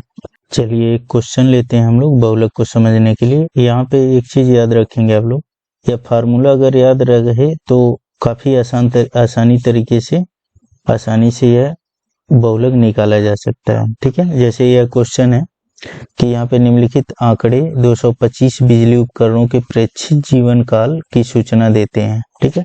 यहाँ पे यह चार्ट दिया गया है, जीवन काल घंटों में यह दिया गया है, और यहाँ पे बारंबारता फ्रीक्वेंसी दी गई है, ठीक है, यह फ्रीक्वेंसी है, यह प्रेक्षण है, ठीक है। तो यहाँ पे हमें क्या करना है, सिंपली हमें सेलेक्ट करना है कि बहुलक वर्ग कौन होगा, ठीक है। बहुलक वर्ग किसको कहते हैं, जिसका फ्रीक्वेंसी सबसे अधिक हो। इसमें से देखिए सबसे अधिक फ्रीक्वेंसी किसका है, यह है 61, तो यही क्या हो जाएगा, यही जो होगा वह क्या होगा, बहुलक वर्ग होगा, ठीक है, बहुलक वर्ग यह हो जाएगा, ठीक है। सिंपली आप लोग समझ लेंगे, एक बार समझेंगे, फिर उसके बाद केवल फार्मूला बस याद रखेंगे, क्वेश्चन आराम से हो जाएगा, ठीक है। तो बहुलक वर्ग क्या होता है, जिसका फ्रीक्वेंसी मतलब बारंबारता सबसे अधिक हो, वही क्या होगा, बहुलक वर्ग। तो यहाँ पे बारंबारता इसका कितना 61 है, यहाँ पे 10, 35, 52, 61, 38, 29 है, 61 है यहाँ पे बारंबारता, मतलब यह बहुलक वर्ग होगा। अब उसके बाद से यहाँ से एक एक की वैल्यू हम लोग निकालना सीखेंगे। जैसे यह L क्या होगा, तो बहुलक वर्ग में जो निम्नतम सीमा होगी, निम्नतम सीमा कौन है, तो यह 60 है, 60 से 80 है ना, तो यहाँ पे निम्नतम सीमा क्या हो जाएगी 60, तो यही क्या हो जाएगा L। अब H क्या होगा, तो इनका अंतराल देखिए कितने का है 20, यहाँ भी 20, यहाँ भी 20, यहाँ भी 20, मतलब 20 जो है H की वैल्यू हो जाएगी। अब उसके बाद से F1 क्या है, तो बहुलक वर्ग की बारंबारता, ठीक है, बहुलक वर्ग की बारंबारता है। देखिए यहाँ पे हमने क्या क्या लिया हुआ है, F0 लिया हुआ है, 0, 1 और 2, ठीक है। तो इस तरह से याद रखेंगे आप लोग। अगर यह बीच वाला मान लिया जाए, यह बीच वाला, तो उसके पहले का यह F0 होगा और यह उसके बाद का होगा। तो F1 क्या है, तो जो हमारा फ्रीक्वेंसी होगा बहुलक वर्ग का 61, ठीक है। अब उसके बाद से F0 क्या होगा, तो इसके पहले की फ्रीक्वेंसी, बहुलक वर्ग कौन है, यह है, तो इसके पहले की फ्रीक्वेंसी कौन है, यह है, तो इसको हम लोग F0 मान लेंगे, यह 52 हो जाएगा। और F2 क्या होगा, तो इसके बाद वाली फ्रीक्वेंसी, बहुलक वर्ग यह है, इसके बाद वाली फ्रीक्वेंसी कौन है, यह 38, तो यह 38 हो जाएगा, ठीक है। अब उसके बाद से क्या करना है, सबकी वैल्यू यहाँ इसमें पुट कर देना है फार्मूले में। L की जगह पे 60 हो जाएगा, प्लस H की वैल्यू कितनी है 20, F1 की वैल्यू है 61, माइनस F0 की वैल्यू कितनी है 52, ठीक है, अपान, ठीक है, 2 इंटू F1 की वैल्यू कितनी है 61, माइनस F0 की वैल्यू 52, माइनस F2 की वैल्यू कितनी है, F2 की वैल्यू है 38, ठीक है। इसी को क्या करना है, कैलकुलेट कर लेना है, ठीक है। वैल्यू कितनी आ जाएगी वह मैं कैलकुलेट करके लिख दे रहा हूँ। इसको याद रखने का तरीका कैसे याद रखेंगे हम लोग, तो सिंपली याद आप लोग रखिएगा। यहाँ पे देखिए यह L है, ठीक है, L मतलब यह लोअर लिमिट प्लस H इनके बीच का डिफरेंस। और यह कैसे याद रखना है, तो यहाँ पर देखिए यह F1 है, यहाँ नीचे भी F1 है, ठीक है। तो यहाँ F1 में से कौन घट रहा है, पहले वाला घट रहा है F0, और यहाँ पे F1 को 2 टाइम कर दो तो यहाँ से दोनों घट रहे हैं, ठीक है। F1 2F1 में से यहाँ पे 0 घटा दो F0, और यहाँ पे 2F1 में से F0 और F2 दोनों घटा दो, ठीक है। तो ऐसे करके कुछ याद रख सकते हैं इसको। अब यह वैल्यू मैं कैलकुलेट करके लिख दे रहा हूँ, कितना होगा, यहाँ पे वैल्यू हो जाएगी 65.625, ठीक है। तो यह आंसर हो जाएगा। सिंपली आप लोग क्या करेंगे, बहुलक वर्ग देख लीजिएगा। बहुलक वर्ग कौन होता है, जिसकी फ्रीक्वेंसी सबसे ज्यादा हो, वही एक बार आप सेलेक्ट कर लेंगे तो बाकी वैल्यू निकालना आसान हो जाएगा। केवल फार्मूला याद रहना चाहिए, ठीक है। L क्या होगा, बहुलक वर्ग का लोअर लिमिट मतलब 60 से 80 है, तो लोअर लिमिट कौन है 60, ठीक है। 60 और 80 में कम कौन होगा 60। H क्या होगा, इनका अंतराल, इनका गैप, टोटल में गैप कितना है 20 का है। F1 क्या है, तो F1 हमने बहुलक वर्ग की फ्रीक्वेंसी ले लेना है। F0 क्या है, उसके पहले की फ्रीक्वेंसी, मतलब बहुलक वर्ग की बारंबारता 61 है, F0 यह हो जाएगा, F2 कौन हो जाएगा, यह हो जाएगा, ठीक है। अब सबकी वैल्यू रख करके क्या करो, कैलकुलेट कर लो, आंसर आ जाएगा, ठीक है। चलिए अब हम लोग मोड पढ़ेंगे, मीन मीडियम अब पढ़ेंगे हम लोग, माध्यिका निकालना। अब हम लोग माध्यिका या माध्यक निकालना सीखेंगे।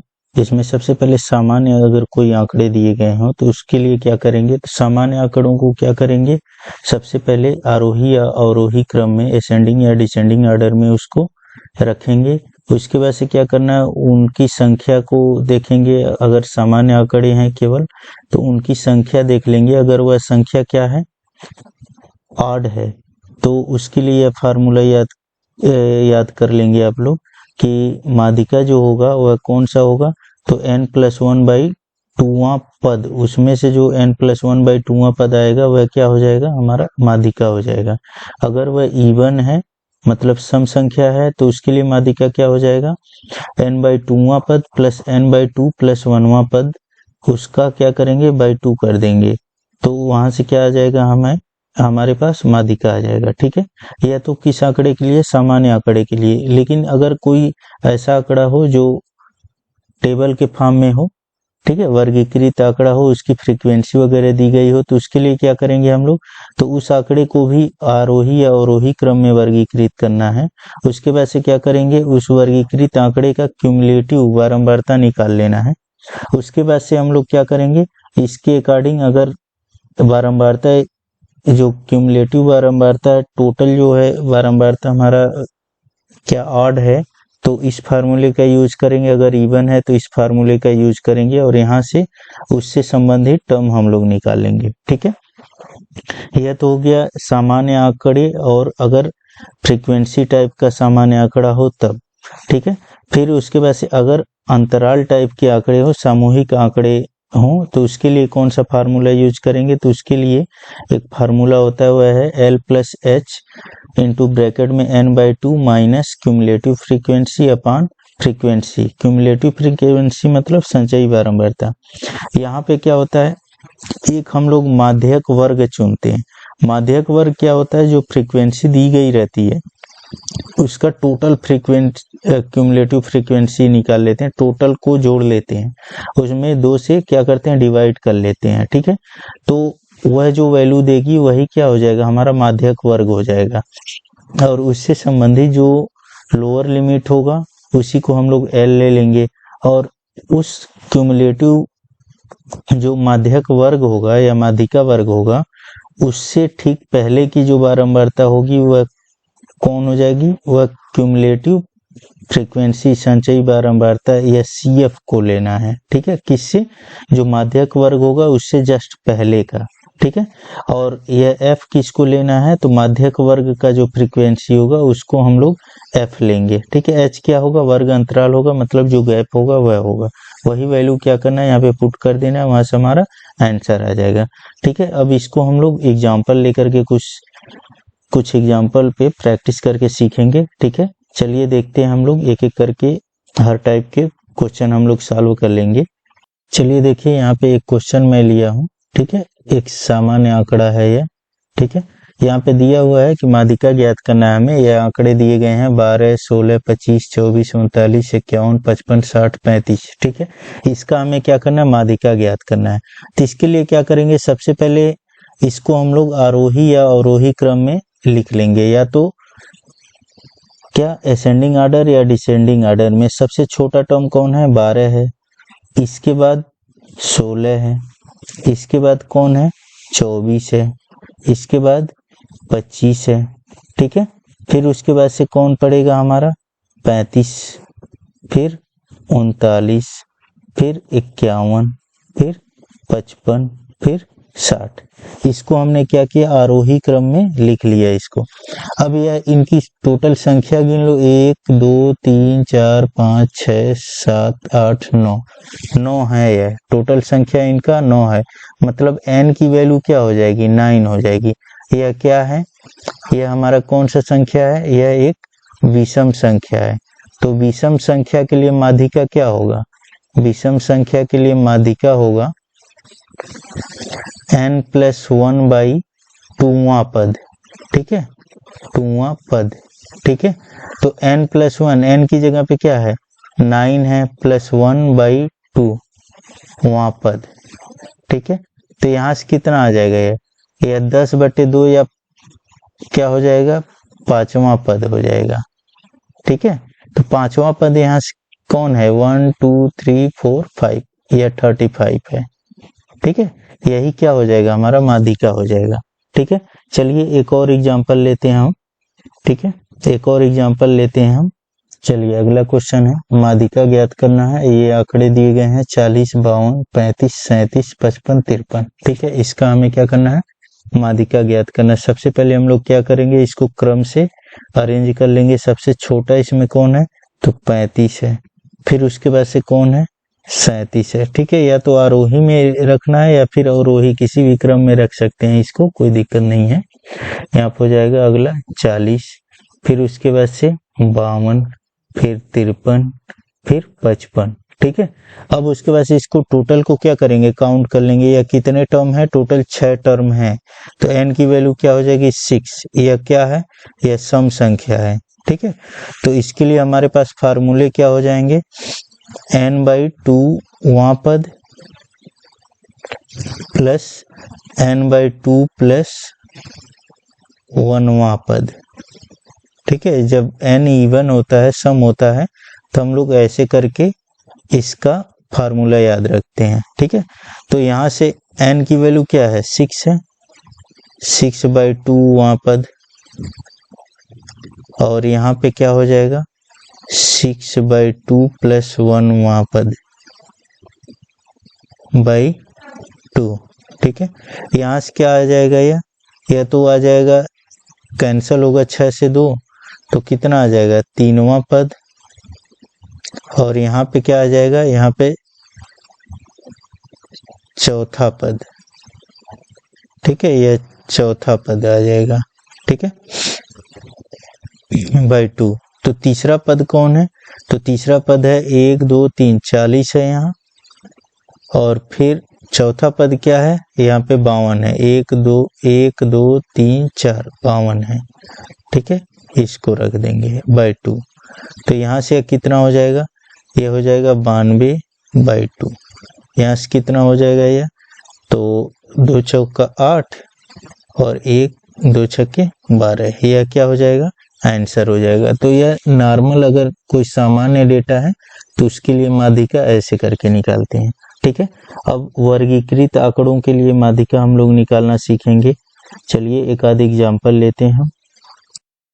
यहाँ पे यह क्वेश्चन दिया हुआ है कि माध्यिका ज्ञात करना है हमें। ठीक है, यह वर्गीकृत आंकड़ा है, तो इसका अगर माध्यिका हमें ज्ञात करना है कि विद्यार्थियों के प्राप्तांक का, तो उसके लिए क्या करेंगे हम लोग, तो सबसे पहले इस आंकड़े को हमें क्या करना है, इसके फ्रीक्वेंसी के साथ साथ, मतलब यह बारंबारता है, यह फ्रीक्वेंसी है, इसके साथ साथ हमें क्या करना है, इस आंकड़े के अकॉर्डिंग, इसके अकॉर्डिंग हमें क्या करना है, आरोही या अवरोही क्रम में रखना है। ठीक है, तो हम पहले यहाँ पे लिख दिए प्राप्तांक। ठीक है, यहाँ पे प्राप्तांक, और यहाँ पे विद्यार्थियों की संख्या हम लिख दिए। ठीक है, विद्यार्थियों की संख्या, तो प्राप्तांक आरोही या अवरोही क्रम में लिखना है। ठीक है, और उसी के अकॉर्डिंग फ्रीक्वेंसी भी, जैसे इसमें सबसे छोटा वैल्यू कौन है, इसमें सबसे छोटा वैल्यू 20 है, तो हमने 20 लिख दिया यहाँ पहले। इसके करेस्पॉन्डिंग फ्रीक्वेंसी क्या है 6 है, तो यहाँ हमने 6 लिख दिया। इसके बाद से इससे बड़ा थोड़ा सा कौन सा वैल्यू है, यह है 25, तो हमने यहाँ 25 लिख दिया। इसके करेस्पॉन्डिंग फ्रीक्वेंसी कितना है 20 है। फिर अगला छोटा वैल्यू कौन है, यह और यह तो खत्म हो गया 20 और 25। इसके बाद कौन आएगा, इसके बाद से 28 आएगा। ठीक है, तो 28 को हम यहाँ लिख देंगे। इसके करेस्पॉन्डिंग फ्रीक्वेंसी है 24। ठीक है, फिर उसके बाद 28 के बाद यह 29 आएगा, 29 हमने लिख दिया। इसके करेस्पॉन्डिंग फ्रीक्वेंसी 28 हमने लिख दिया। फिर 29 के बाद से अब कौन आएगा, अब आ जाएगा 33, तो 33 हमने लिख दिया। इसके करेस्पॉन्डिंग फ्रीक्वेंसी 15 हो जाएगा। फिर उसके बाद से अगला कौन आ जाएगा, यह 38 आ जाएगा, 38 हमने लिख दिया, और इसके करेस्पॉन्डिंग फ्रीक्वेंसी क्या है 4 है। फिर अगला यह 42 है, तो 42 हमने लिख दिया, करेस्पॉन्डिंग फ्रीक्वेंसी 2 लिख दिया। फिर उसके बाद से यहाँ पे 43 है, इसके करेस्पॉन्डिंग फ्रीक्वेंसी 1 है, तो हमने 43 लिख दिया, उसके करेस्पॉन्डिंग फ्रीक्वेंसी 1 लिख लिया। अब हम लोग क्या करेंगे, एक और कॉलम यहाँ पे संचयी बारंबारता या क्यूमुलेटिव फ्रीक्वेंसी का बना लेंगे। ठीक है, यह क्या होता है, यह जो है यह फ्रीक्वेंसी है fi। अब यहीं से क्या करते हैं हम लोग, क्यूमुलेटिव फ्रीक्वेंसी यहाँ पे 6 होगा, फिर इसको और इसको जोड़ करके यहाँ लिख देते हैं, 6 और 20 26 हो जाएगा। फिर इस 26 और इसको जोड़ते हैं। ठीक है, कितना हो जाएगा, यह हो जाएगा, जो जिस कॉलम में आएंगे उसी में जोड़ते हुए चले जाएंगे उसको। इसको और इसको अगर जोड़ेंगे तो कितना हो जाएगा, यह हो जाएगा 50, ठीक है। फिर इस 50 में यह 28 जोड़ देंगे, कितना हो जाएगा 78। फिर नेक्स्ट कॉलम में आ रहे हैं तो इस 78 में यह 15 जोड़ना है, तो 8 5 13 और 7 1 8 1 9 हो जाएगा। फिर इसमें यह जोड़ देना है, तो यह कितना हो जाएगा, यह 99 हो जाएगा। और यह अगर दो और जोड़ते हैं तो कितना हो जाएगा, यह 101 हो जाएगा।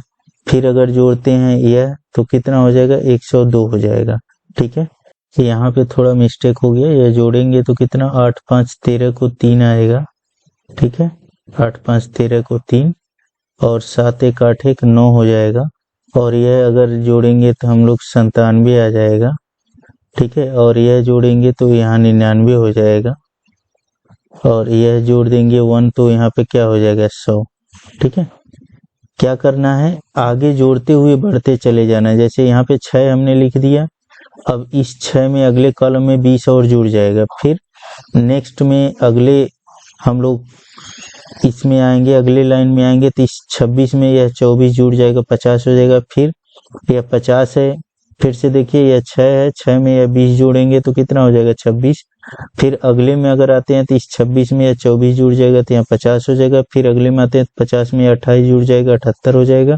फिर 78 में यह जुड़ जाएगा 15, 93 हो जाएगा। 93 में यह 4 जुड़ेगा, 97।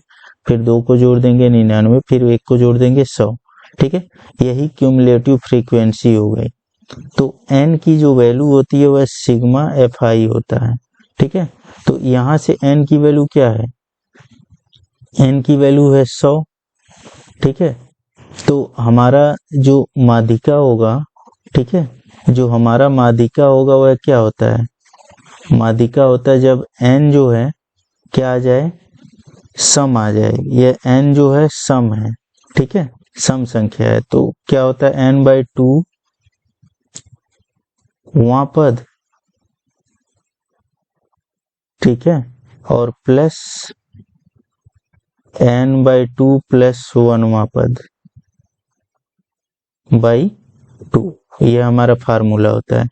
तो अगर 100 में 2 का डिवाइड कर दें तो क्या हो जाएगा, यह 50वां पद हो जाएगा। n की वैल्यू अगर यहाँ पे n/2 अगर हम लोग कैलकुलेट करें तो कितना हो जाएगा 100/2, या यहाँ पे क्या हो जाएगा 50 हो जाएगा। मतलब यह 50वां पद प्लस 50वां पद प्लस यहाँ पे क्या आएगा, यहाँ पे 91वां पद आएगा, ठीक है, बाई 2 हो जाएगा। तो अब उसके बाद से यहाँ से हम लोग कैसे निकालेंगे, तो देखिए यहाँ पे 50वां पद कौन सा आएगा, यहाँ पे है क्यूमुलेटिव फ्रीक्वेंसी 50, ठीक है, यहाँ पे है। तो इसका मतलब है 50वां पद कौन सा आएगा, ये 28 होगा, ठीक है, 28 होगा। और प्लस 91वां पद कौन किस में आ जाएगा, वह इसके अंतर्गत आ जाएगा, 50 से ज्यादा वाले पे। तो वह कौन सा होगा, यह 29 पड़ेगा यहाँ पे, ठीक है। यह भी हो सकता है अगर 51 और 52 यह होता, या 53 और 54 होता, दोनों के लिए यही ले लेते, ठीक है, क्योंकि वह 50 से ऊपर और 78 के बीच में पड़ता, ठीक है, बाई 2। तो यहाँ से कितना आ जाएगा 9 8 17, 2 2 4 1 5, ठीक है, बाई 2। तो यहाँ 2 दूना 4 और 2 8 16 और 2 5 10, ठीक है, 2 दूना 4 होगा, यहाँ पे है 2 है, 2 8 16, उसके बाद से 2 5 10, इतना वैल्यू जो है हो जाएगा। इस यह नॉर्मल टाइप का आंकड़ा जो है वर्गीकृत अगर किया गया हो, ठीक है। अब हम लोग क्या करेंगे, इसके बाद और जो अंतराल टाइप के दिए रहते हैं उसके लिए हम लोग देखेंगे कि उसको कैसे सॉल्व करना है। चलिए यहाँ पे क्वेश्चन है यह कि यहाँ पे एक चार्ट दिया हुआ है, यहाँ पे प्राप्तांक है, यहाँ पे विद्यार्थियों की संख्या है। तो ऐसे ही करके एक चार्ट दिया रहेगा, ठीक है। यहाँ से हमें क्या करना है, इसका माध्यिका निकालना है, या माध्यक, माध्यक या माध्यिका एक ही चीज है, ठीक है। तो उसके लिए क्या करेंगे, सबसे पहले हम लोग चार्ट को ऐसे करके बनाएंगे और फिर संचयी बारंबारता निकाल लेंगे। संचयी बारंबारता या क्यूमुलेटिव फ्रीक्वेंसी इसको बोला जाता है। क्यूमुलेटिव फ्रीक्वेंसी के लिए क्या करना है, यहाँ पे यह 5 ही रहेगा, फिर अगले में क्या करेंगे, इस 5 में यह 3 जोड़ देंगे, कितना हो जाएगा 8, फिर इस 8 में क्या करेंगे, यह 4 जोड़ देंगे, कितना हो जाएगा 12। फिर इस 12 में यह 3 जोड़ देना है तो 15। फिर इसमें जो है यह 3 जोड़ देना है, कितना हो जाएगा 18। फिर इसका इस लाइन में आ रहे हैं तो यह 4 जोड़ देंगे 22। फिर इस लाइन में आ रहे हैं तो कितना है, यह 7 जोड़ देंगे 29। फिर यह जोड़ देंगे तो कितना हो जाएगा 38। फिर यह 7 जोड़ेंगे तो कितना हो जाएगा यहाँ पे 45। फिर इस 45 में यह 8 जोड़ेंगे तो कितना हो जाएगा 53। यह टोटल क्या हो जाएगा, क्यूमुलेटिव फ्रीक्वेंसी हो जाएगा। ठीक है, अब उसके बाद से माध्यक, इसमें सबसे पहले हम लोग क्या करते हैं, माध्यक वर्ग निकालते हैं। ठीक है, माध्यक वर्ग, माध्यक वर्ग क्या होता है n/2 और n क्या होता है, वह होता है सिग्मा fi या टोटल क्यूमुलेटिव फ्रीक्वेंसी। मतलब यह जो वैल्यू होगा यही क्या होगा, यह n के बराबर होगा। ठीक है, ये n हो जाएगा। मतलब लिख देंगे हम लोग माध्यक वर्ग क्या होगा यहाँ पे 53/2, यानी अगर इसको कट करें हम लोग तो कितना हो जाएगा, यह 26.5 हो जाएगा। ठीक है, तो 26.5 पड़ेगा किसमें, यहाँ पे कुछ पड़ेगा इस वाले में। ठीक है, मतलब माध्यक वर्ग कौन हो जाएगा, यह वाला जो है, यह वाला वर्ग जो है यह टोटल, यह माध्यक वर्ग हो जाएगा या माध्यिका वर्ग बोलेंगे। ठीक है, माध्यक वर्ग यह हो जाएगा। अब उसके बाद से इसी पे बेस सारे वैल्यू निकाल लेंगे हम लोग। L की वैल्यू क्या होगी, यहाँ से L की वैल्यू होगी, माध्यक वर्ग का लोअर लिमिट कितना है 60 है, L की वैल्यू हो गया 60। फिर उसके बाद से क्यूमुलेटिव फ्रीक्वेंसी क्या है, यह कौन सी क्यूमुलेटिव फ्रीक्वेंसी लेनी है, संचयी बारंबारता कौन सी लेनी है, तो माध्यिका वर्ग के ठीक पहले की संचयी बारंबारता। तो माध्यिका वर्ग 29 है, इसके पहले क्या है 22, मतलब क्यूमुलेटिव फ्रीक्वेंसी कौन सा लेंगे हम लोग 22 लेंगे। ठीक है, नेक्स्ट क्या है f किसका लेना है, फ्रीक्वेंसी किसका लेना है, तो माध्यिका वर्ग की। तो f की वैल्यू क्या हो जाएगी, माध्यिका वर्ग की फ्रीक्वेंसी कितनी है 29। ठीक है, h क्या है, वर्ग अंतराल, यह वर्ग अंतराल कितना है, गैप कितने का है 10 का गैप है, तो h की वैल्यू क्या हो जाएगी 10। ठीक है, यही वैल्यू क्या करना है, इस फार्मूले में पुट कर देना है। तो माध्यिका क्या हो जाएगा, माध्यिका हो जाएगा, हम क्या करेंगे इस फार्मूले में वैल्यू पुट कर देंगे। L की वैल्यू है 60 प्लस h की वैल्यू है 10 और नेक्स्ट n/2 की वैल्यू हमने निकाल रखा है कितना 26.5 माइनस क्यूमुलेटिव फ्रीक्वेंसी 22। ठीक है, अपान f कितना है, तो f की वैल्यू है टोटल कितना है, f की वैल्यू वह है 29। ठीक है, यह 22 है। ठीक है, अब इसी को क्या करिए आप लोग कैलकुलेट कर लीजिए। ठीक है, यहाँ से हमारा जो भी वैल्यू आएगा वही क्या हो जाएगा, आंसर हो जाएगा। ठीक है, अब उसके बाद से तो ये सारे टर्म जो है हम लोग मीन मीडियम मोड जो है बिल्कुल बेसिक से पढ़ चुके हैं। ठीक है, बढ़िया से इसको एक आध बार देख लीजिएगा वीडियो को 1 से 2 बार, और इसी पे बेसिस क्या करिए, क्वेश्चन को प्रैक्टिस करिए। ठीक है, आगे हम जब सारे चैप्टर इसी तरह से मैराथन क्लास लेकर के सारे चैप्टर कंप्लीट करवा देंगे तो मिक्स क्वेश्चन सॉल्व कराएंगे, उसमें इन सारे तरीकों पे और सारे चीज़ों के क्वेश्चन हम कराएंगे। ठीक है, इसमें एक और टर्म है वह मैं आप लोगों को बता देता हूँ। ठीक है, अब यहाँ पे एक टर्म और आप लोग याद कर लीजिए, माध्य, माध्यिका और बहुलक में संबंध क्या होता है। ठीक है, मतलब मीन, मीडियन, इसको माध्यिका को हम लोग माध्यक भी बोलते हैं। तो अगर एग्जाम में माध्यक आ जाएगा तो उसको आप लोग समझिएगा कि माध्यिका वो बोला हुआ है, माध्य नहीं है। ठीक है, क्योंकि माध्यक और माध्य में अंतर होता है। ठीक है, तो माध्यक अगर लिख रहा है तो वह समझिएगा कि माध्यिका वह है। ठीक है, और बहुलक मतलब मोड में रिलेशन क्या होता है, तो यह रिलेशन होता है 3 × माध्यिका इक्वल टू 2 इंटू माध्य प्लस बहुलक, यही संबंध होता है। इस पे भी क्वेश्चन ऑब्जेक्टिव टाइप या कंपटीशन एग्जामों में देखने को मिलते हैं।